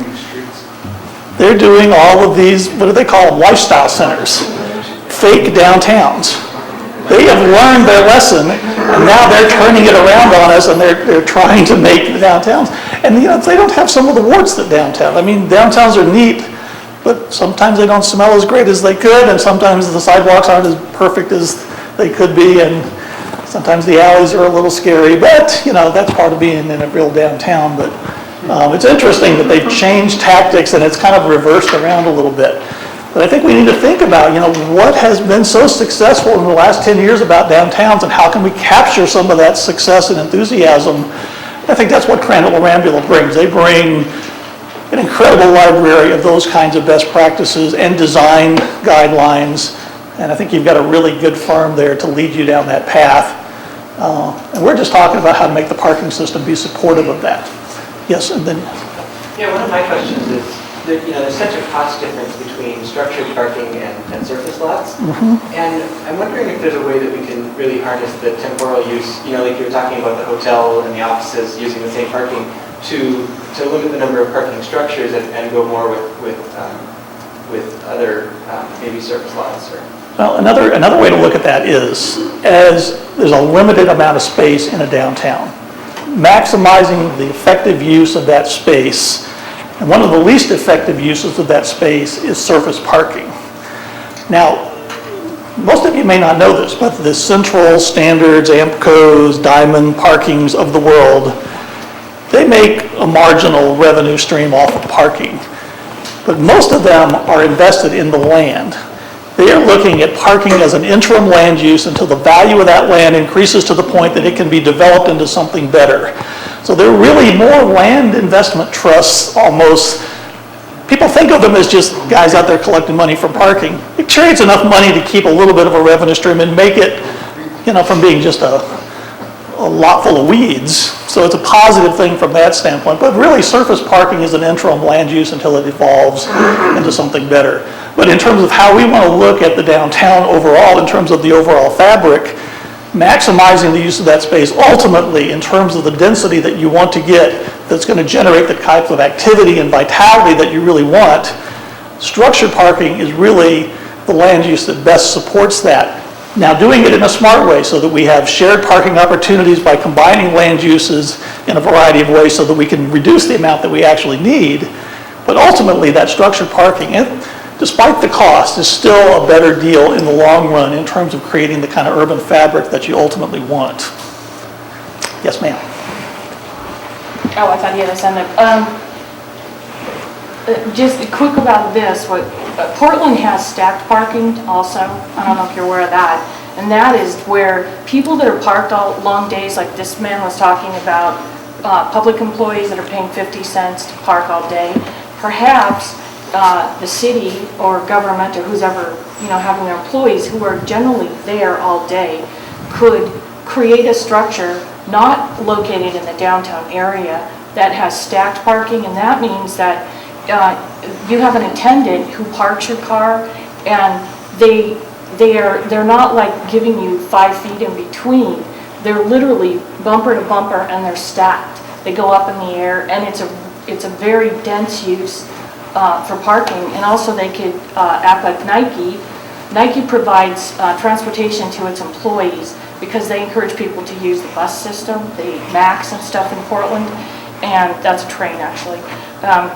They provide transportation on a rotating basis. They have somebody that all they do all day long is drive from this parking location to the Max so that they are taking care of their own. And so I'm just suggesting that if this is actually going on and this is taking up a lot of space and in a very demand-oriented area, which is a downtown part, that is a possible solution, which hasn't really been addressed here. One of the first questions I had was about the access and the density, which was never addressed in any of the numbers you presented. You talked a lot about the areas and how many were available, but as this other man suggested during events, you can't park because it's all owned by someone, and therefore you don't have access to it. And there aren't, I know during the fair they're providing buses out to the fair for people, but there are other events where that isn't being provided. And even during one event that I went to downtown last summer, the parking structure itself had been blocked off. So the public parking structure, which is next to that little tiger guy that y'all showed here earlier, you couldn't get to it. So the public couldn't even park in the structure that was provided for the public to park in. So there needs to be some focus on what's happening during those events also. A couple of good points there. One is large employers that can provide some real effective demand management strategies. Yeah. Mayo Clinic in Rochester gets 40-foot buses and runs out to the bedroom communities around there, and they bring 3 and 4 and 5 bus loads, big buses, full of employees, and that's 5 busloads of people that they don't have to provide parking for.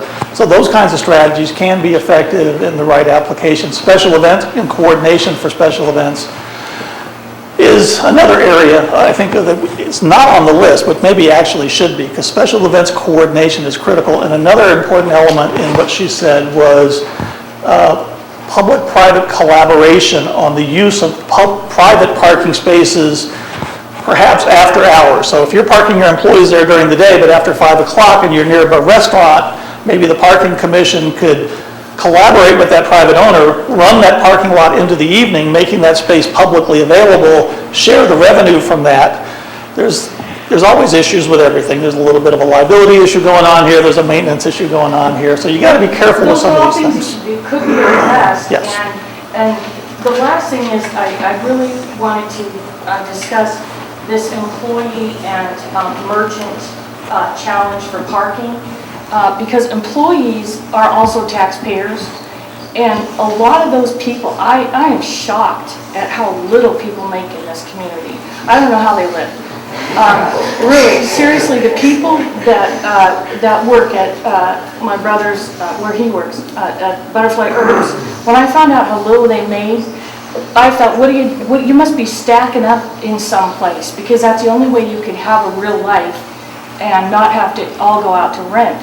Because I think they make like $6.50, so they couldn't afford. Right behind Butterfly Herbs is that parking structure where if you make better money, you can afford to get one of their parking spots Yet the people who actually serve you every day are making $6.50 an hour, and they cannot afford that. And we're not providing them, again, given that the density, the population is downtown, but some of those empty parking lots are way out of the area, and we don't have the buses coming once an hour, stopping at 7. You know, rather than give these people tickets who already are making practically nothing, let's find a positive solution and take your money and invest it in upping the bus hours, or however you. Well, what I heard in there was we need options for a variety of customer groups. And I think you're right that there is a low wage earner group that needs some options. And they may have to park a few blocks further than everybody else, but they need an affordable parking option just to be fair. So I think that's important, yeah. Just a quick question. Is an underground parking facility a viable option for Missoula that would have stores on top or a beautiful park or whatever, both? It's very viable from an urban design perspective. It's very costly, probably 1.5, depending on how far down you go, depending on water table issues and all those things, 1.5 to 2 times the cost of above grade parking. And is this a problem with employees and owners taking up most of the parking spaces that for shoppers to access businesses? Is this common throughout a lot of cities? Very. And is any solutions that any cities had anywhere or improvements on this situation? Sure, I think a lot of things we talked about are possible solutions to this kind of stuff. But basically, it boils down to enforcement. I mean, you have to have an enforcement program. You want to have costs in place. Now, there are some places that are saying, we don't want to even have time limits. Don Shoup, high cost of free parking. Anybody read Don Shoup lately? Don says that basically he wants to keep raising the rates on on-street parking until he gets 15% vacancy. That way it always looks like there's parking. People aren't discouraged that if they see a shop they're interested in, they'll stop. And if we take away the time limit and let the market drive, he's an economist, so you got to put that into his context here.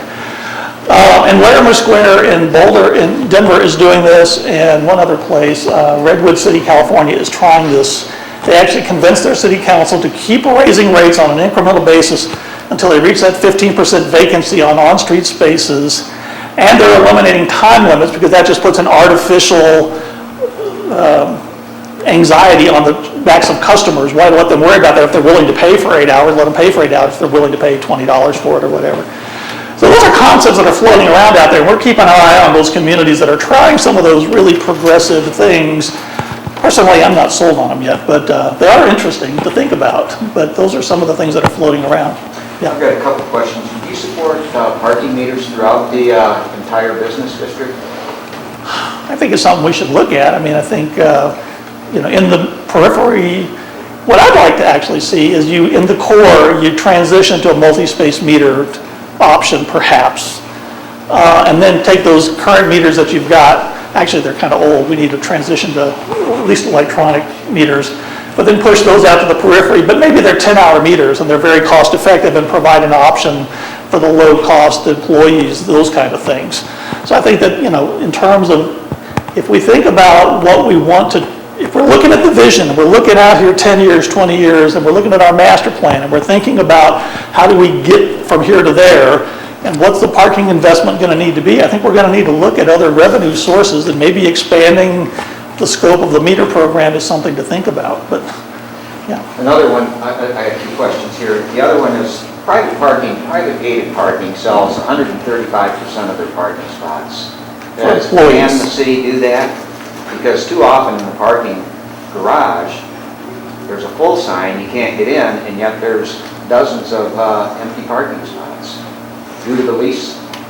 For when you have monthly parkers that don't always all show up all the time. Right, you can look over here where this woman was talking about behind Butterfly Herbs, that's sold at 135% of capacity. Right. And so that's the standard private operator approach, is to keep overselling until you reach a point where it becomes problematic. But you can generally oversell 20 to 35%, given the makeup of your parker population. So overselling is a strategy that they do, and they do that. They've got, what's your oversell in most of your structures?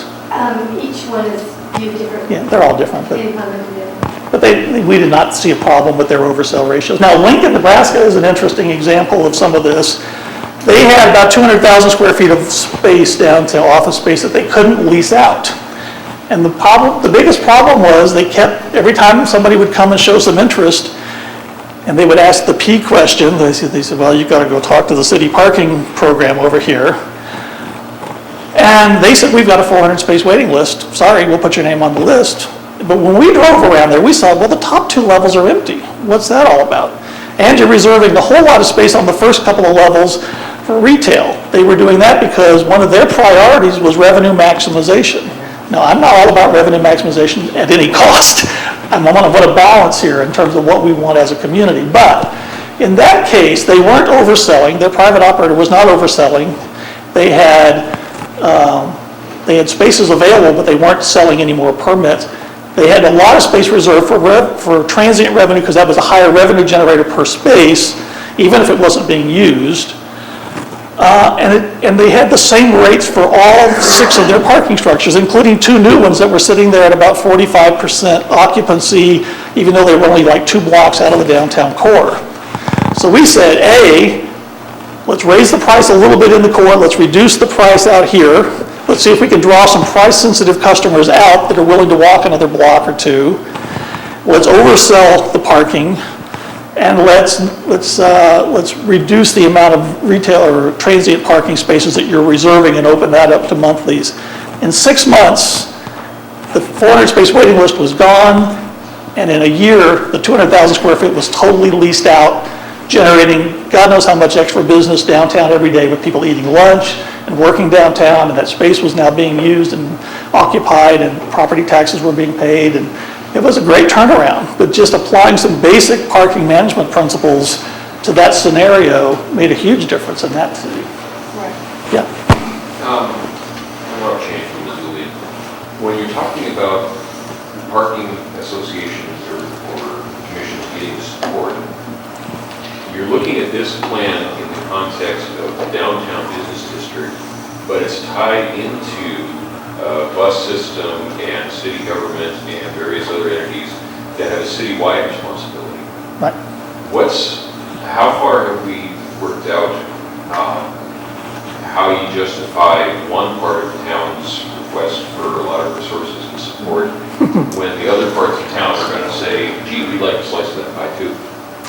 Well, that's an interesting question, and it comes up more often than you might think, especially in my work with downtowns. The International Downtown Association is actually working on a white paper on this topic right now, and their preliminary research and they're getting really some of the best academics to work on this because they want their numbers to really be bulletproof. So, but take it, this is a preliminary assessment. Their basic initial findings were that investments in downtown return about 119% of the investment that made compared to other districts. So the investment in downtown really pays dividends for the community overall. And so that's one argument that they're trying to use, is that downtown is the heart of the community, needs to be strengthened, needs investment, but not only is it just the right thing to do, but it also pays dividends back to the community over time. So that's one argument that they're making. Not my argument, but that's the answer that I've heard to that. And I think it's pretty credible, actually. If you look at those downtowns that are really being successful and really operating well, and that have business improvement districts that have really good clean and safe programs, and if you can double and triple the amount of volume and sales that are going on in a downtown because of the density, it really pays dividends back to the communities in a lot of different ways. So, you first. Yes, I'd like you to talk a little bit about your experience with parking rides. I'm wondering, about their effectiveness, and there's, maybe some opportunities for parking at the periphery, and then, having an effective bus loop between the parking, between the university, between the downtown, et cetera, and to enliven, the downtown core by having those pedestrians and folks that, might otherwise just park in their car and go where they're going to be moving around? Great question and good concept. Another one of those concepts that we might apply here. Couple of things about down parking rides. Generally, we see them used with, say, a peripheral mall or maybe where there's a lot of availability during the day. They actually like the idea that you're actually getting people to actually go there. Maybe when they come back for their car in the evening, they'll stop in and buy something or at least go in and have a drink or those kind of things. So it's been a pretty positive relationship. Rochester that I mentioned before, where they have the transit integrated into their parking program, was a big proponent of that, and they've made it useful.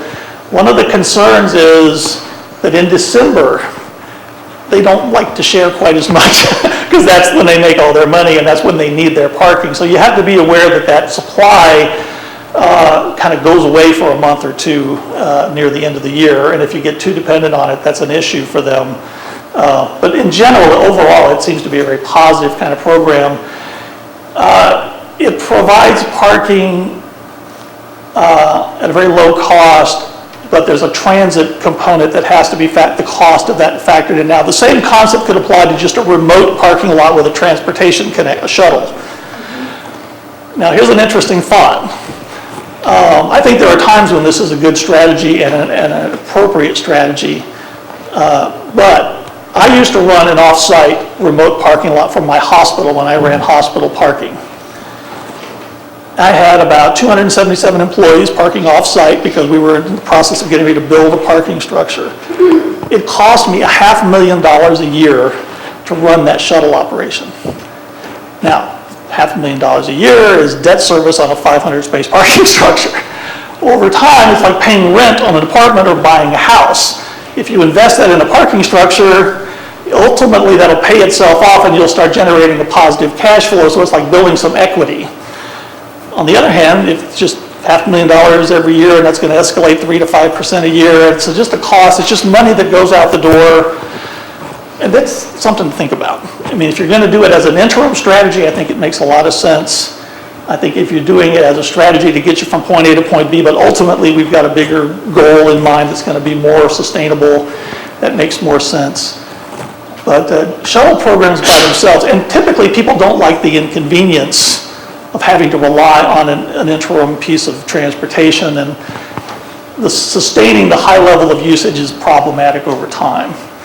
So those are my initial thoughts. We have a park and ride program here, but we don't know how to promote it and support it. And so we need to have some discussion about how we can improve that. Free donuts and coffee on the bus worked for me. And we're not sure where our employees are coming from. Are they coming from south? Are they coming from east? Are they coming from west? So we don't know if it's in the right place.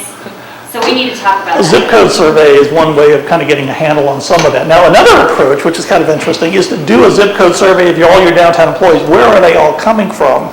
If you've got huge concentrations coming from a couple of outlying areas, providing a dedicated bus service from that area back and forth, so it's very convenient for them.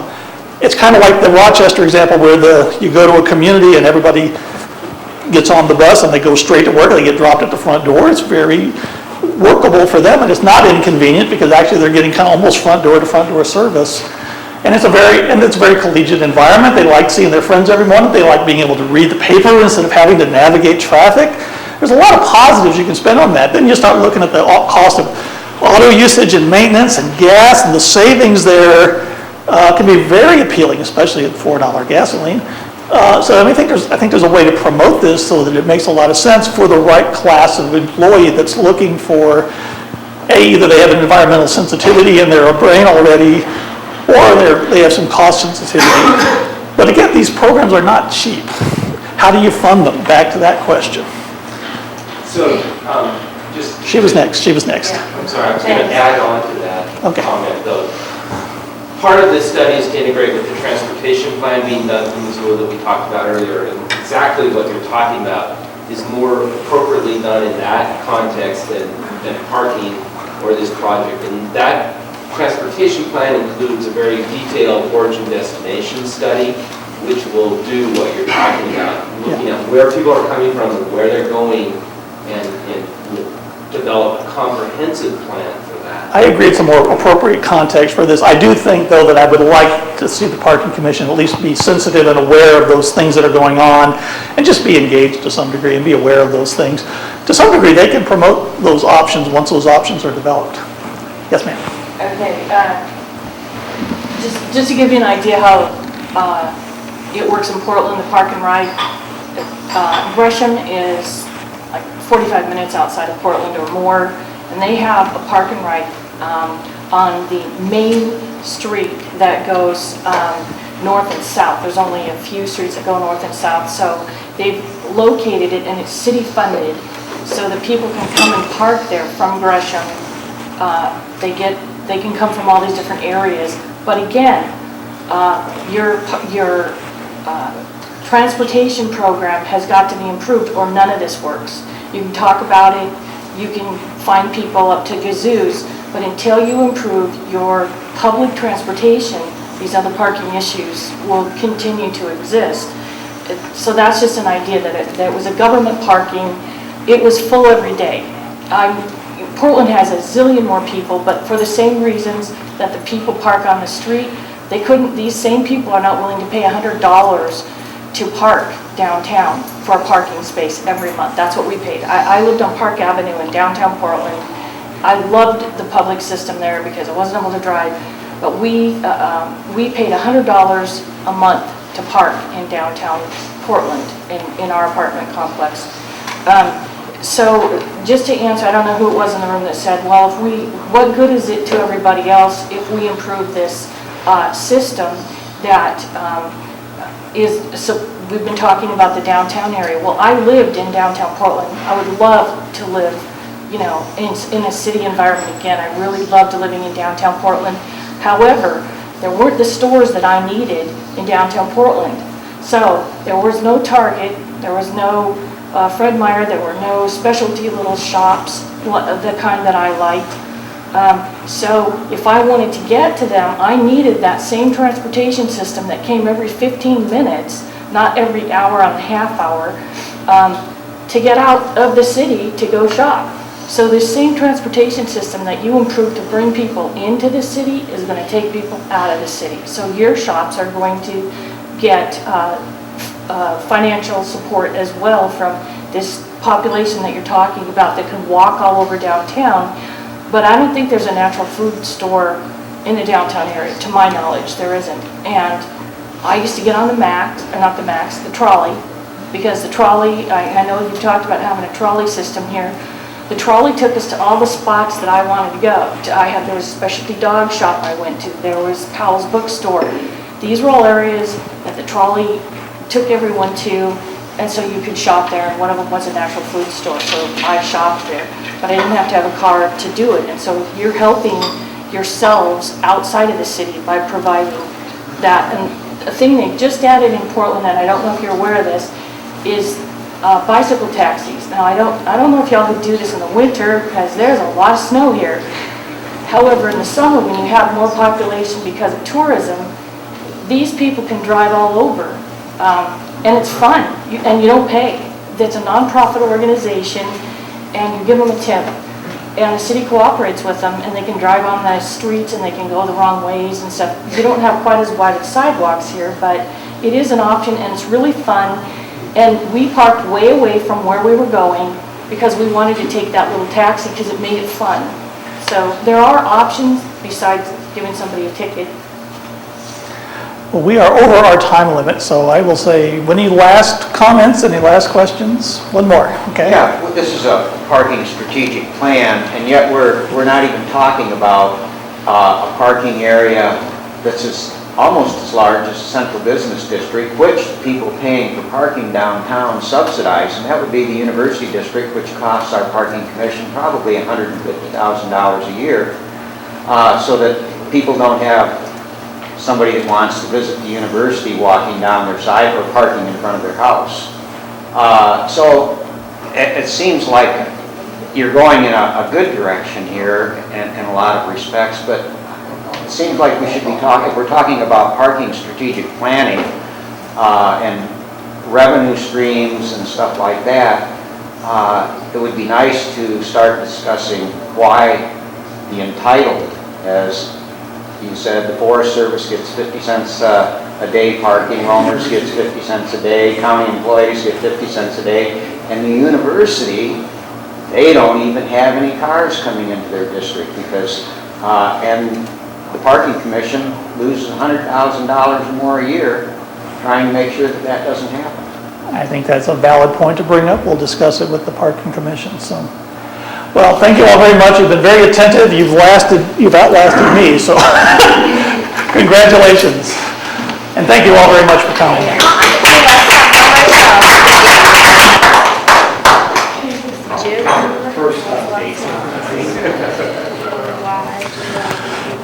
Hey, Tom. Interesting. Thank you. Yeah, thank you, sir. More patient and show your presentation time.